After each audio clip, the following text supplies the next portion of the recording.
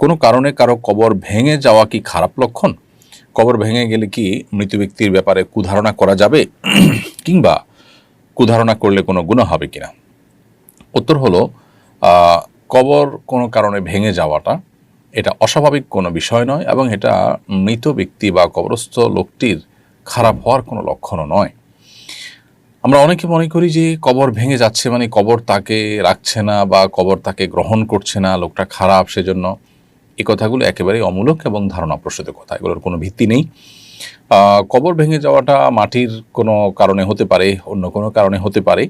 অতএব কবর ভেঙে যাওয়া, কবরে পানি ওঠা, এরকম কোনো বিষয়ই আসলে মৃত ব্যক্তি বা কবরস্থ ব্যক্তির ভালো বা মন্দের কোনো বিষয়কে ইঙ্গিত করে না। বিধায় শুধুমাত্র কারো কবর ভাঙতে দেখে বা ভাঙা কবর দেখে বা কবরে পানি উঠেছে এটা দেখে ওই মৃত ব্যক্তি সম্পর্কে কুধারণা করলে সেটি গুনাহ হবে। কারণ একজন মানুষ সম্পর্কে খারাপ ধারণা করা এমনিতেই নিষেধ। সেখানে একজন মৃত মানুষ, তার সম্পর্কে খারাপ ধারণা করা, নিষেধাজ্ঞার মাত্রাটা এখানে আরও বেশি। এই জন্য এ ধরনের বদগুমান, এ ধরনের খারাপ ধারণা করা থেকে আমাদেরকে বিরত থাকতে হবে। এবং মন গড়া কোনো বিশ্বাসী হওয়া, এটা কোনো ইমানদারের সাথে যায় না। ইমানদার কুসংস্কারের জন্য হতে পারে না, কুসংস্কারে বিশ্বাসী হতে পারে না।